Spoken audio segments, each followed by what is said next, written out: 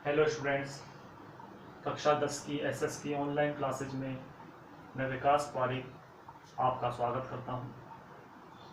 पिछली वीडियो में हम उपभोक्ता से संबंधित बातों पर चर्चा कर रहे थे।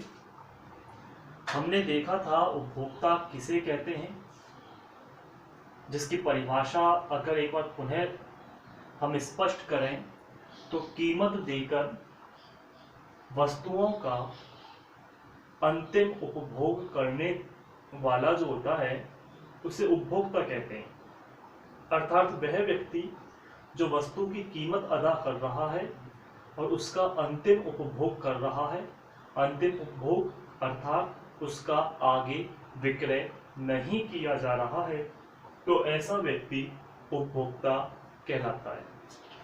हमने देखा था एक अधिनियम के बारे में, अर्थात कोपरा कंज्यूमर प्रोटेक्शन एक्ट, जिसे उपभोक्ता संरक्षण अधिनियम कहा जाता है, और यह अधिनियम 24 दिसंबर 1986 को पारित हुआ था।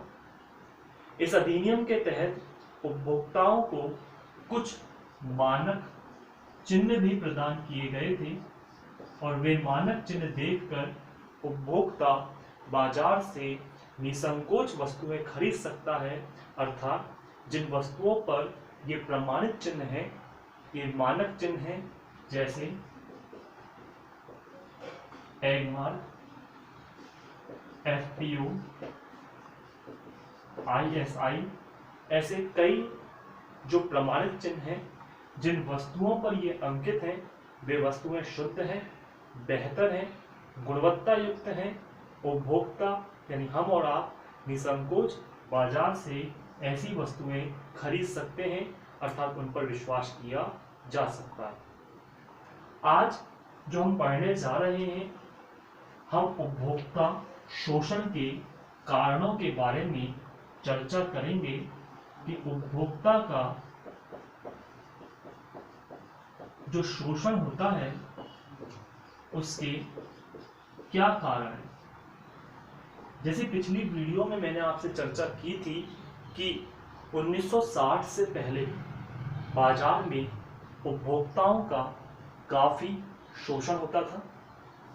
ऐसा नहीं है शोषण अब नहीं होता, अब भी होता है, लेकिन इसका दायरा काफी कम हो गया है। लेकिन पहले जब 1986 यानी कोपरा नहीं आया था, उससे पहले बाजार में उपभोक्ताओं का काफी हद तक शोषण होता था। 1960 में जब उपभोक्ता परेशान हो गया तो 1960 के अंतर्गत उपभोक्ताओं ने उपभोक्ता आंदोलन की शुरुआत की।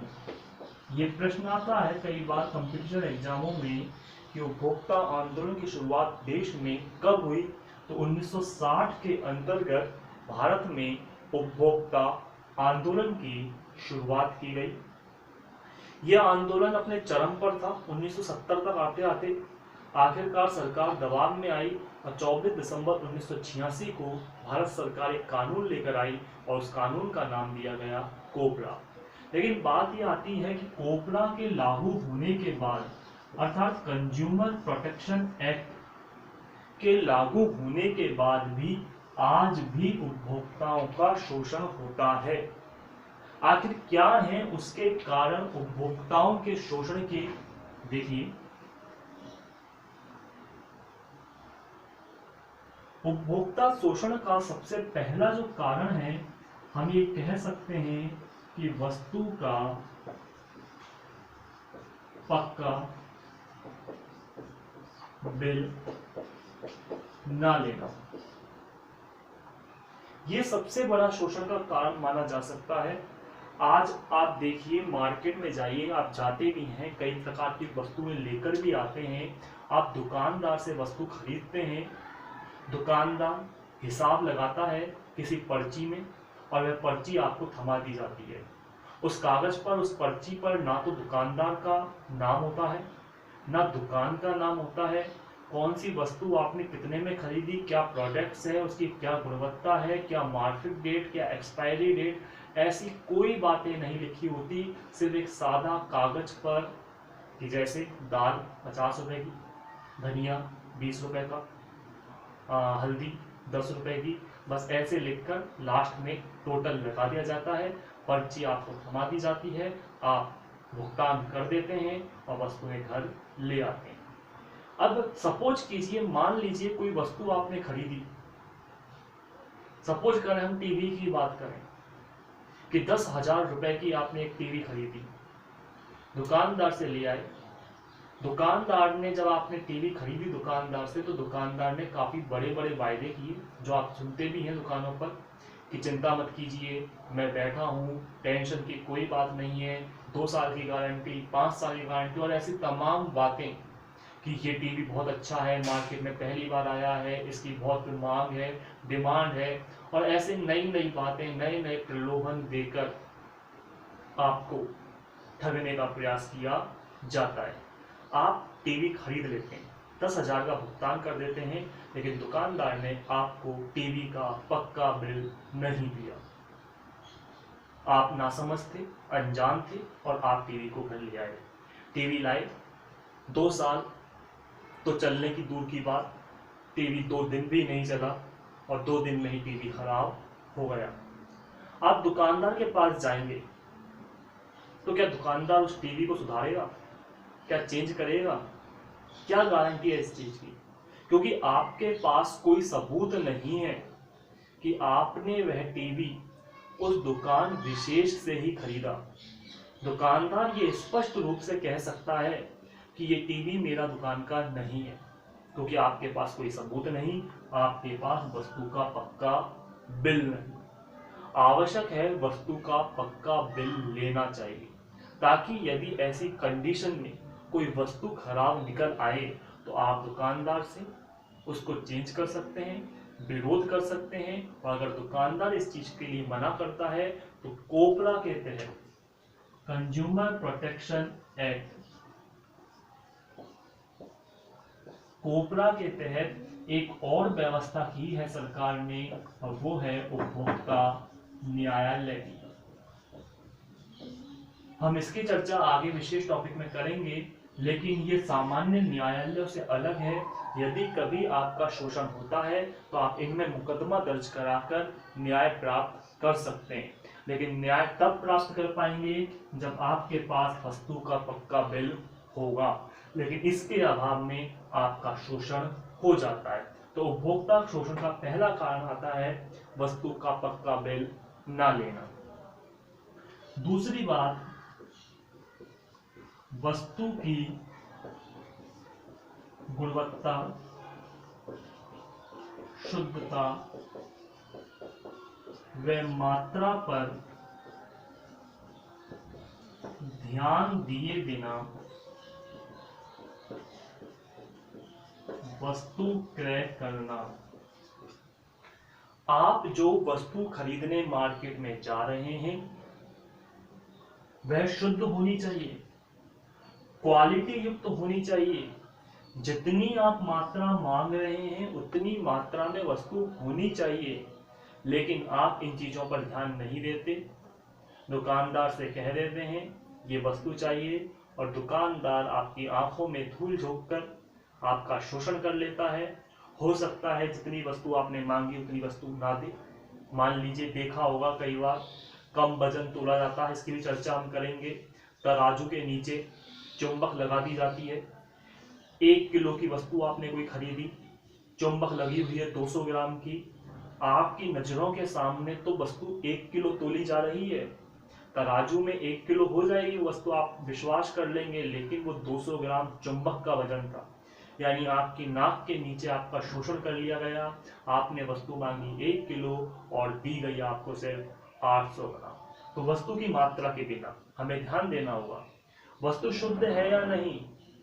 दाल में कंकड़ आ रहे हैं, सफेद दाल में सफेद कंकड़, काले दाल में काले कंकड़, पीली दाल में पीले कंकड़, हल्दी में पीली मिट्टी का प्रयोग किया जाता है। ऐसे तमाम तरह की मिलावटी चीजों का, इसकी भी हम चर्चा करेंगे।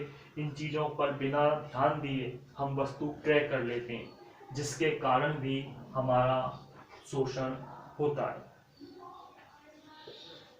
प्रमाणित चिन्ह देखे बिना वस्तु क्रय करना। जैसे मैंने प्रमाणित चिन्हों के बारे में बताया, मानक चिन्हों के बारे में बताया था। हम वस्तु खरीदने जाते हैं और जो दुकानदार हमें देता है हम उस पर विश्वास करके वस्तु ले आते हैं। ये सबसे बड़े शोषण का कारण है। आवश्यकता है कि जो भी वस्तु खरीदी जाए उसकी प्रामाणिकता अवश्य देखें। अगर हम प्रामाणिकता नहीं देखते हैं, प्रमाणित चिन्हों को नहीं देखते हैं, तो हमारा शोषण हो सकता है। इसके अतिरिक्त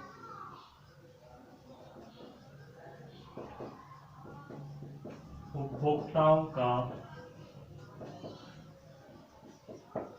अशिक्षित होना। आज भी हमारे देश की लगभग 35% आबादी ऐसी है, 25% आबादी ऐसी है जो अशिक्षित है। हमारे देश की आज जो जनसंख्या की साक्षरता दर है वो 73% है, अर्थात 27% जो आबादी है वो अशिक्षित आबादियों में शामिल की जाती है। सरकार के द्वारा बनाए गए कानून नियमों की जानकारी नहीं हो पाती। परिणाम से सरकार ने हमारे लिए क्या कानून बनाए गए हैं, कैसे हम बाजार में शोषित होने से बच सकते हैं, इसकी हमें जानकारी नहीं हो पाती और दुकानदार, विक्रेता या उत्पादक हमारा शोषण करते हैं। इसके अतिरिक्त सबसे बड़ी चीज है शोषण के विरुद्ध शिकायत ना करना। शोषण के विरुद्ध शिकायत ना करना ये सबसे बड़े कारण के रूप में माना जा सकता है।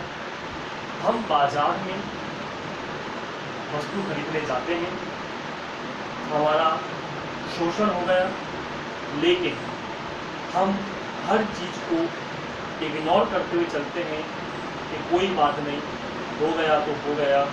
10 रुपए की चीज के लिए कहाँ मगजमारी करेंगे, कहाँ दुकानदार के साथ माथाफोड़ी करें। ऐसे कई शब्द अपने जो ग्रामीण शब्दों में, ग्रामीण भाषा में इस्तेमाल किए जाते हैं कि 10 रुपए की तो चीज़ है, 20 रुपए की तो चीज़ है, कोई बात नहीं, हो गया तो हो गया।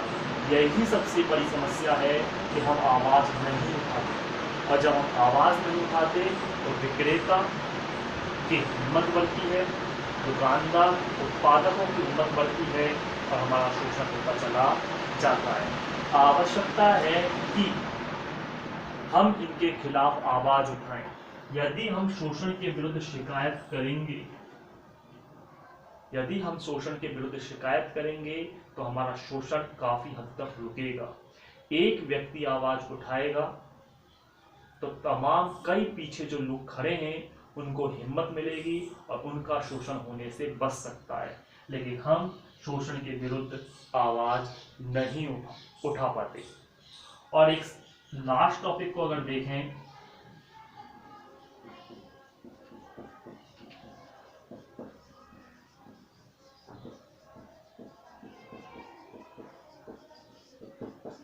शिकायतों का शीघ्र निपटारा नहीं।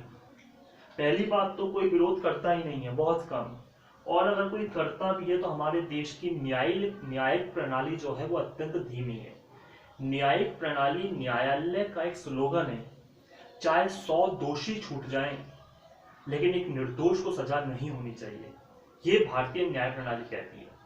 और इसी स्लोगन के तहत, इसी नीति के तहत भारतीय न्याय प्रणाली कार्य करती है।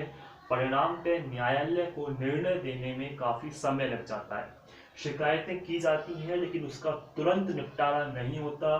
साल, 2 साल और कई बार तो 5-5 साल तक ये मुकदमे चलते रहते हैं लेकिन उनका निर्णय नहीं आ पाता। न्यायालय तारीख पे तारीख सुनाता रहता है, जिरह होती रहती है, बहसबाजी होती रहती है, गवाह सबूतों को पेश किया जाता रहता है। ऐसी लंबी प्रक्रिया के कारण उपभोक्ता न्यायालय में जाने से वैसे ही संकुचाता है। परिणाम से शिकायतों का शीघ्र निपटारा न हो पाने के कारण भी उपभोक्ता का शोषण होता चला जाता है।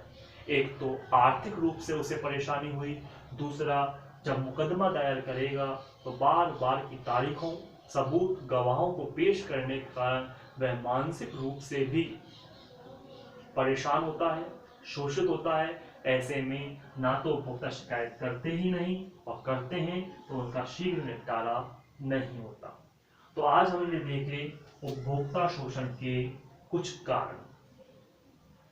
आगे से आप ध्यान रखें, आप भी बाजार में तमाम तरह की वस्तुओं को खरीदने जाते हैं, ऐसा ना हो दुकानदार आपका किन्हीं कारणवश शोषण करे। एक जागरूक उपभोक्ता के रूप में अपनी पहचान बनाएं और जो बातें मैंने बताई हैं उन बातों पर अमल करें ताकि बाजार में शोषित होने से आप बच सकें। सबसे बड़ी चीज, प्रमाणित चिन्हों को अवश्य देखिए और प्रमाणित चिन्हों को देखने के बाद इन बातों पर भी ध्यान रखें ताकि आपका बाजार में शोषण ना हो पाए। आज के लिए इतना ही काफी है। शेष टॉपिक को आगामी वीडियो में पढ़ाया जाएगा। तब तक के लिए देखते रहिए आपका अपना YouTube चैनल ज्योग्राफी विद विकास पारे। Thank you.